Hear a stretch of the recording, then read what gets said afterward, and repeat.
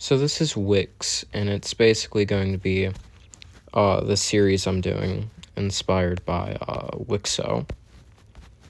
Not entirely though, because I'm gonna do different stuff. I have different continents. I already have all this stuff fleshed out pretty well. Well, not like pretty well. It's decent. I have names for all these nations and flags and such. So this is Varioprul. This is Prulia. This is Central Prulia. This is Syria. Pasmaria. Ariston. Auckland. Griffalia. Celiagriff. And Locria. And these all started from this one nation right here, and they all have their own different types of government and like terrain. I have that kind of fleshed out. And we're just going to start our first episode, and it's the year 730, and we're going to try and get to I guess like 30-50 years in the future. We'll see by the end of this episode. So here, Griffalia and Auckland have been rivals for quite a bit now, and they've been racing up north to try and colonize as much land as possible. And both of them are doing pretty good. They're at more or less a stalemate. And yeah, so Griffalia is going to expand up here. It's going to take some more territory. And Auckland will follow suit.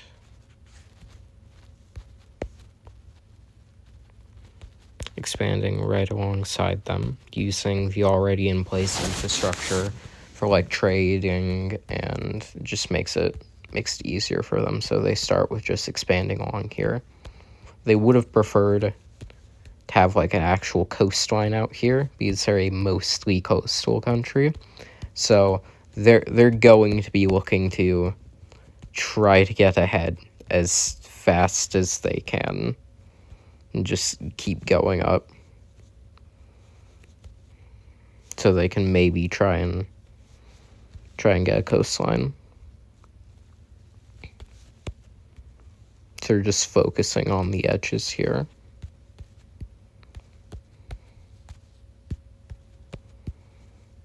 And they've both, so Griffalia, not really having to worry about that, having all of this coastline and having great stuff, is going to go ahead and they're going to start exploring up west or northwest. They're just going to start exploring the areas up ahead, see what there is, try and get ahead of Auckland. And right now, Ariston recently discovered this lake. Well, they don't fully know it's a lake yet, but they're going to start making their way around it and exploring its surrounding areas to eventually discover that it is a lake, because they're going to be sending people out here, seeing if it's even worth it to keep going out here, and they find that it does look pretty worth it, and this would be a good area to set up. So they keep going up. And they colonize they don't fully colonize this yet. They kind of just lay claim and go, hey, this is ours. There's no one else really here. They don't really care yet. Or at least, like, they don't really care. They start making the passage up there a little bit easier and establishing trade routes. That's what Ariston is going to do for now. The locals are kind of starting to question it, but it's not really enough yet that they're going to do anything about it yet.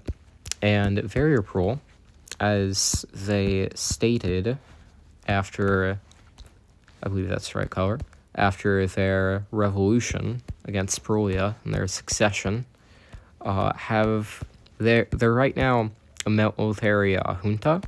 I believe that's the correct pronunciation, and they want to just expand as fast as fucking possible, and take everything that they can.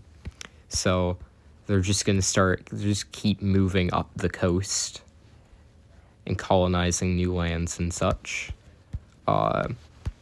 Now,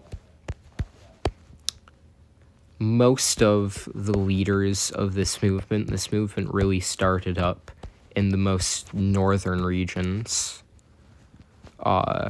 So the people back down here, they're not too happy with it. So, and with the junta and Variopol mainly focused on expansion, they are going to try and cut themselves off from the rest of Variopol and go back to kind of trading with the rest of the breakaway Perulian states, wanting to be peaceful for now, at the very least. And they're going to take this territory up here, and as they were breaking away, like, some of it, not all of it, wanted to become their new state. Some of them thought that would be too much of a hassle. So basically, like, since they started out as, like, colonies, the closer the colony was, the more kind of chill they are, and the farther away, the more revolutionary they are, and the crazier they can be, because they don't really have as much cultural connection to Perulia. So some of it down here is simply going to go, hey, we could do this, but we don't really want to. That doesn't sound fun. It sounds just like it's going to be more expansion, you know? So they are going to join the Central Perulian Revolution after much encouragement. Not revolution, Central Perulian Federation. They're going to join it after much encouragement from Central Perulia, because they really want to reunite, and they really do still believe in the dream that Perulia started with. So a lot of it goes back to Perulia. And Variopol keeps expanding north. And then they eventually get a lot, and they realize that they lost a whole ton of land in the south. And they're like, maybe first we need to, like, integrate the ideas with the people if they left so easily. They fought well in the revolution. They're not entirely sold on it yet. This is their, like, the southern areas is where the majority of their industry and their economy, I wouldn't say industry, they're still more or less in, like, a medieval period, but this is where the majority of their economy would be, because its proximity to their fellow nations. So they're just gonna stop expanding here. And Korea, this is Little Korea, and Celiagriff are going to continue expanding, because they have basically just agreed that anything they find down south, they're going to split among each other.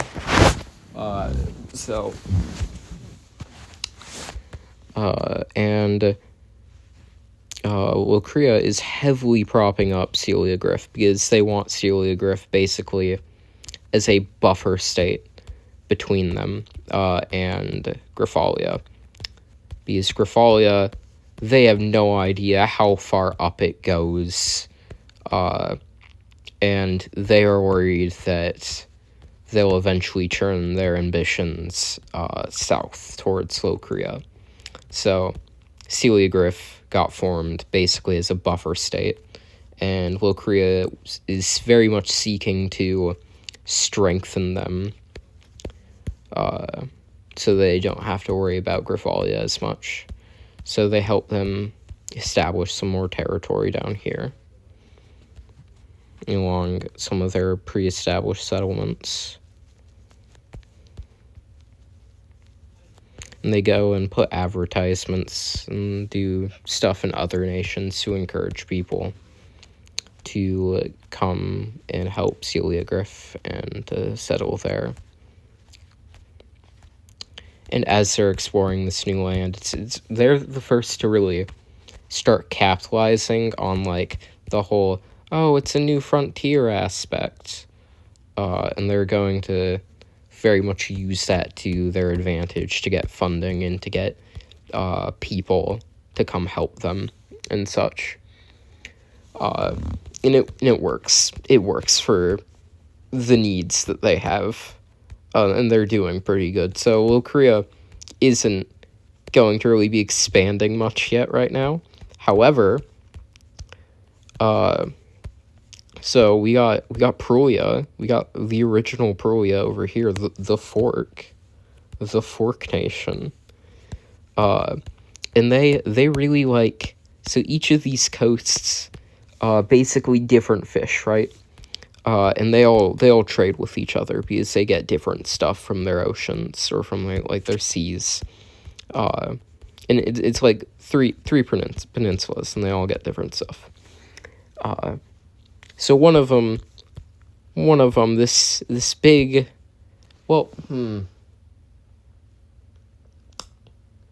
So I guess a voyage kind of gets sent out by Prulia because they want to go find new stuff. They want to go find like fish, because they like fish. They like cooking. They like new things. And they send out a few groups, and they find this. They find this new land, and they have no idea what it is yet. And they decide that they're going to start exploring it. Now,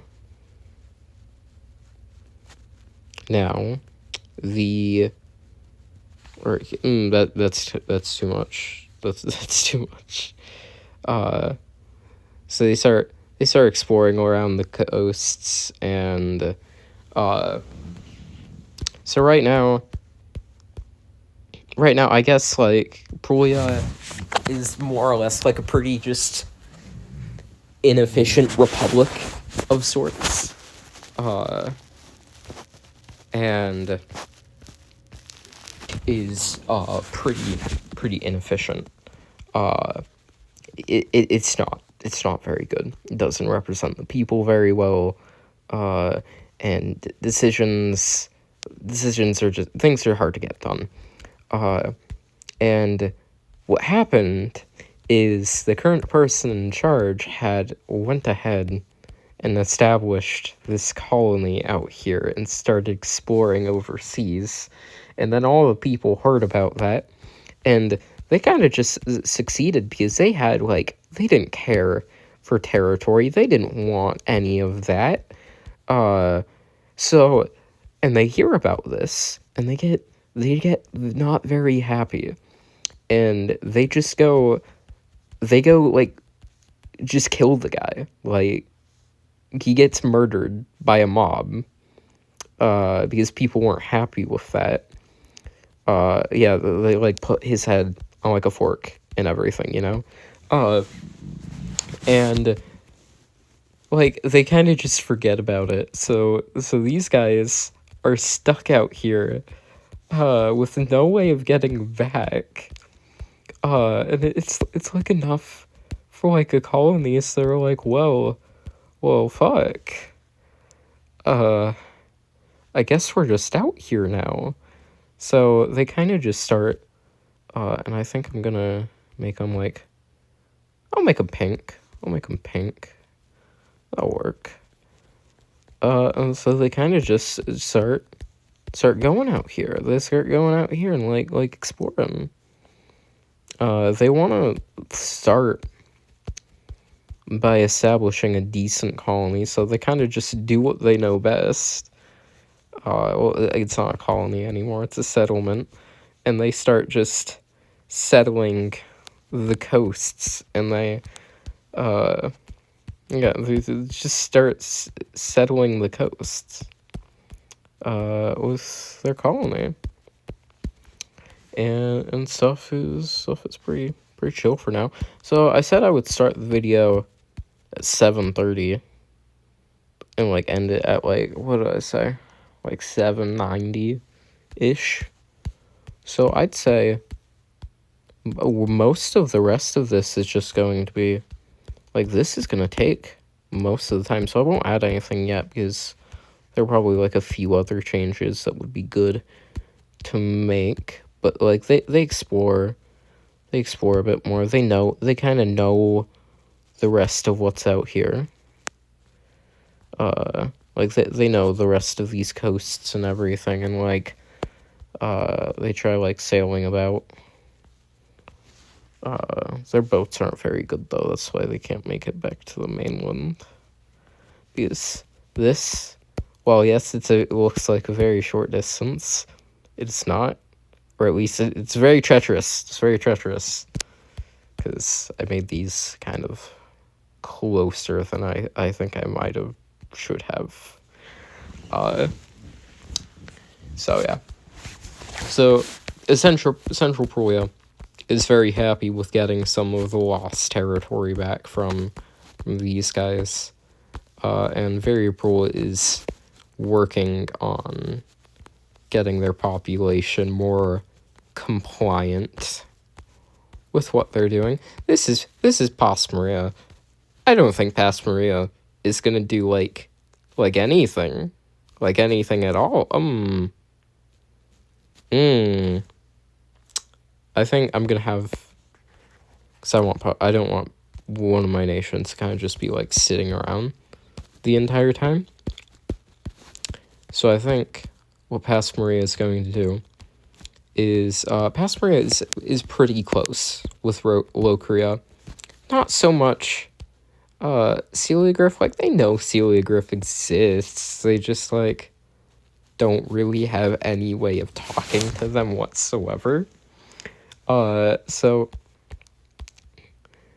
Locria is just like, well, we will.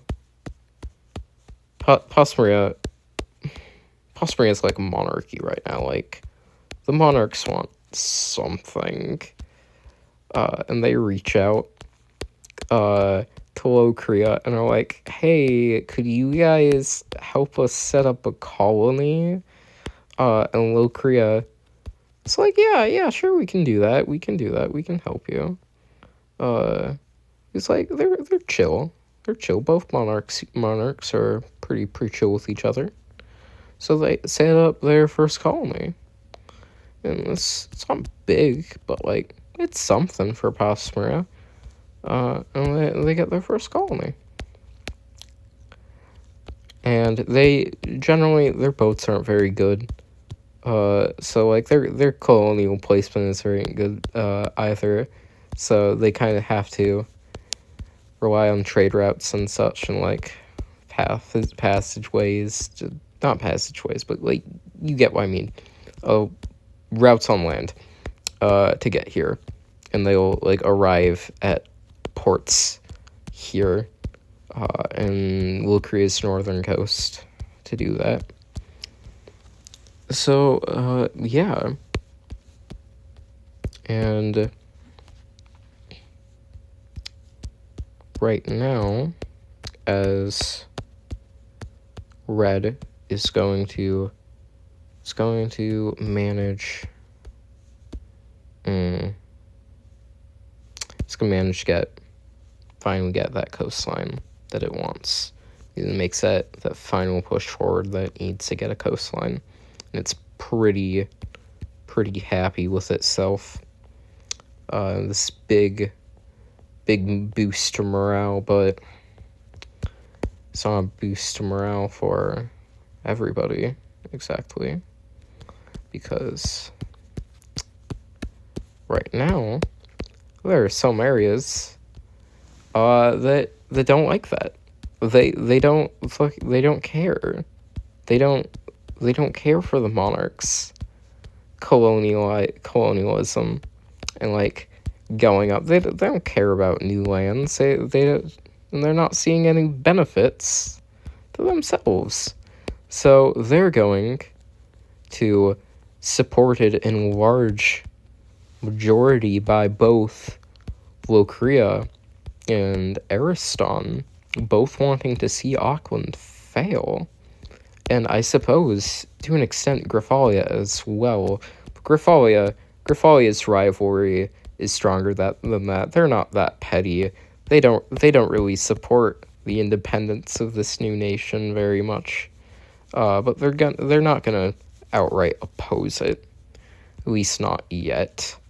And this new nation is going to form from the remnants of basically like it's essentially the cradle of civilization. This is where everything really started. And they are going to form, going to take pretty much most of the original territory. Because while it did start off as a coastal region, and you did see that kind of culture emerge from these new settlements, they're still quite different. And they don't necessarily always get along.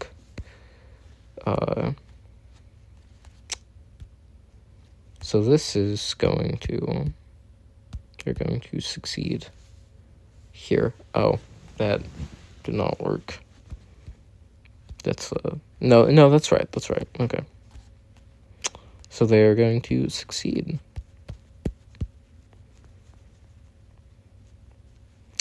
And Auckland, just having its big success, doesn't really care. They have most of their coastline still.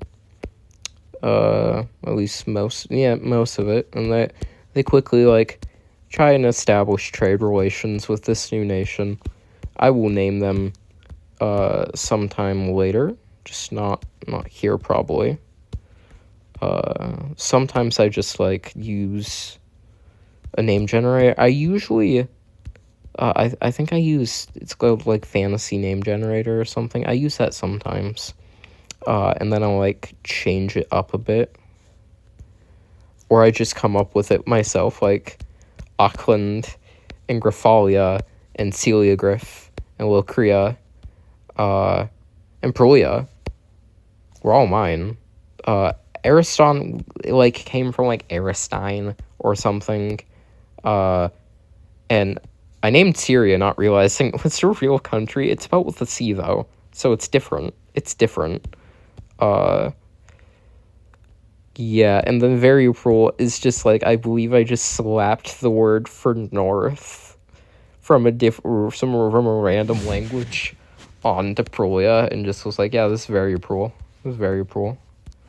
So, and, these guys, they're not super greedy, at least not where they are right now, and Locria very much is pushing for them to take this area right here, and they don't want it. This area would be fine with independence. And Locria is like, give this area independence and threatens Auckland, and Auckland is focused on expansion, doesn't want to have to deal with Locaria on their southern front, and they know Griffalia. This will become less of a friendly rivalry. So they are going to just let them break off as peacefully as they can. And what color should I use? We haven't used very many blue. We haven't used very many shades of blue. I'm gonna get bullied for like the shade of blue I pick. Yeah, that's fine. That's fine. Yeah, I actually kind of like that. So they're gonna offer some territory up to them as well.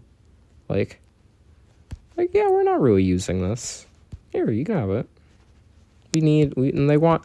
It's mostly just a puppet, honestly, at this point. They just want another buffer state so they can keep expanding uninhibited. So that's what they're gonna do. And this new nation's gonna form, and we'll give them a name at some point, hopefully soon. It's like barely visible. I'll be outlining stuff for a map, but yeah, and I think that's where we're gonna end. We'll expand this new nation a little bit more out here. They managed to move out onto this coast a bit more. They're starting to. It's kind of what they do. They like peninsulas. They like that. And they find that it's pretty easy to settle. So yeah, and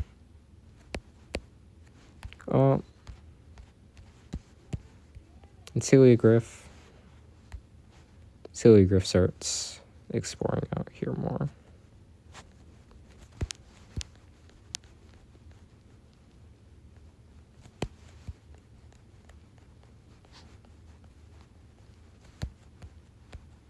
And they're not really finding a whole ton, but it's whatever. They know about these areas. They're fine. They just have been mainly sticking to the coast. They found this really nice like river over here though. They were like, hey, we can capitalize on this, and it just led to a mountain, and this mountain pretty rich in resources and such. So this is why they have this piece right here. Kind of looks like a horse, and I like that, and I want that to be a nation, but I can't think of like a reasonable way for that to become a nation. So if you guys can think of a reasonable way for it to become a nation, then by all means, I would love to see this. A horse nation. And I really like how like this area over here, like, speaking of animals and nations that look like them, this area it kind of looks like a bird, right? Right. But yeah, we are going to that's where we're going to end this episode today, and I'd say we got to like the year 790. Yeah. Okay.